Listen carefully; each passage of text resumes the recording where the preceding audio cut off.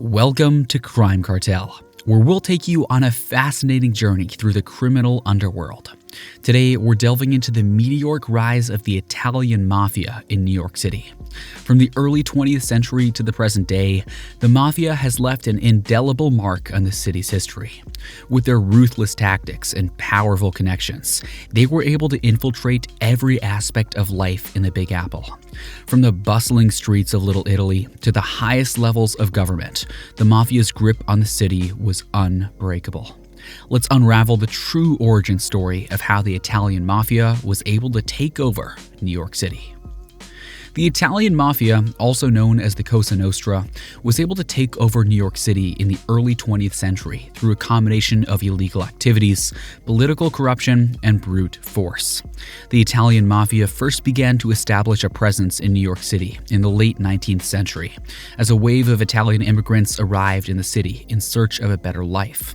In response to the discrimination and utter poverty faced by the new Italian population in New York City, some turned to a life of crime, forming small gangs that engaged in activities such as extortion, gambling, and prostitution. Did you know the Italian Mafia made money in the billions? As these gangs grew in size and power, they began to form alliances with one another, creating a network of criminal organizations that would come to be known as the Cosa Nostra. The Cosa Nostra quickly established control over many of the city's most profitable and criminal and non-criminal enterprises, including bootlegging during Prohibition, extortion of local businesses, and control of the docks.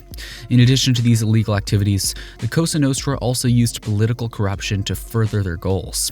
They bribed and threatened politicians, police officers, and other public officials, ensuring that they would be able to operate with impunity.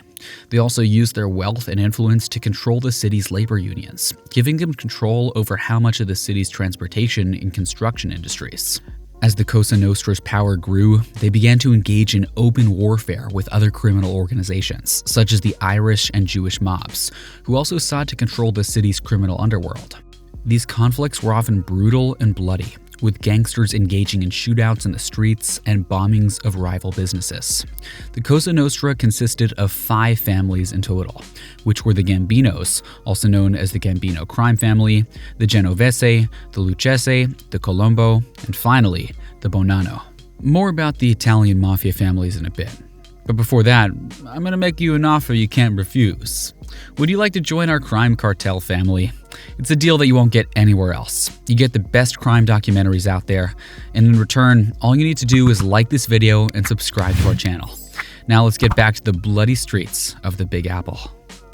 Despite the efforts of law enforcement to put a stop to their criminal activities, the Cosa Nostra was able to maintain its grip on the city for several decades. It wasn't until the mid-20th century, with the rise of FBI Director J. Edgar Hoover and the implementation of new law enforcement techniques, that the Cosa Nostra's power began to wane.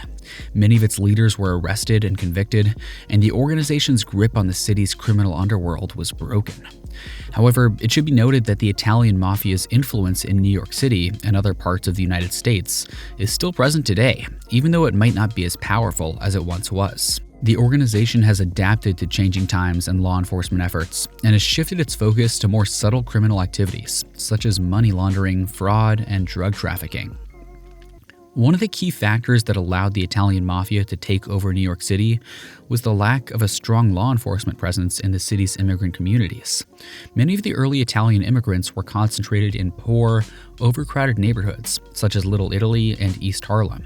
These neighborhoods were often neglected by the police and other government agencies, and due to this, the mob was able to establish a foothold in these communities without much interference.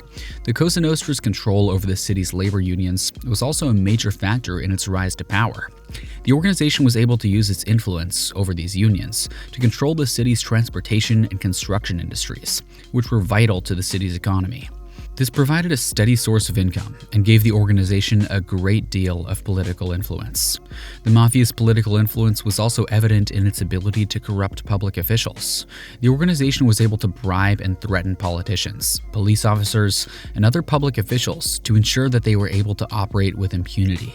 This allowed the Cosa Nostra to evade prosecution and continue its criminal activities without interference from the authorities. The relationships between the different families in the Italian Mafia were complex, and they varied depending on the specific time period.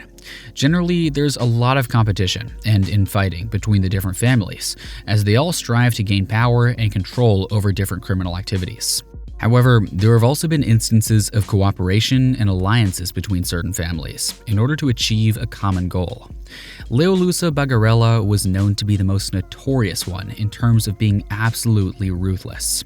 It was Tommaso Buscetta who broke the clause of being loyal to the Cosa Nostra and went on to testify against the entire mafia in a maxi trial. Finally, it should be noted that the Italian Mafia's rise to power in New York City was not limited to the Cosa Nostra. There were other Italian-American criminal organizations operating in the city at the time, such as the Camorra and the 'Ndrangheta, which also played a role in the city's criminal underworld. These organizations, along with the Cosa Nostra, formed a powerful criminal network that controlled much of the city's criminal activity. It's worth noting that the Mafia's control over the city was not limited to New York City, but spread to other cities in the United States, such as Chicago and New Orleans, where they established similar criminal networks and infiltrated legitimate institutions. One of the most notable examples of the Mafia's control over the city was their involvement in the city's labor unions. They infiltrated the unions and used their control to extort businesses and control the city's construction industry. This allowed them to make huge profits from the city's construction projects, and even influence the selection of construction sites. This involvement in labor unions also allowed them to control the city's transportation industry through the control of dock workers and trucking unions. The Mafia also had a significant impact on the city's entertainment industry, particularly the nightlife scene. They controlled many of the city's nightclubs and speakeasies, and they also had a hand in the city's music and film industries. This enabled them to make huge profits from the city's entertainment industry, and also allowed them to use the entertainment industry as a front for their illegal activities. Their control over the city also had a significant impact on the city's residents, particularly those in immigrant communities. They often preyed on these communities, extorting money from businesses and individuals while providing protection in exchange. The extortion left many residents feeling trapped and powerless, unable to speak out against the criminal organization for fear of reprisal. Despite the efforts of law enforcement, the Mafia maintained a significant presence in the city for several decades. This organized crime syndicate affected not only the normal citizens living in cities affected by the Mafia, but also the specific Italians that ended up being associated with the mobsters for no reason, other than the fact that they were Italians too. The hardworking and legitimate Italians trying to make an honest living in America and fulfill their dreams were shattered because of the criminal activities of the mob.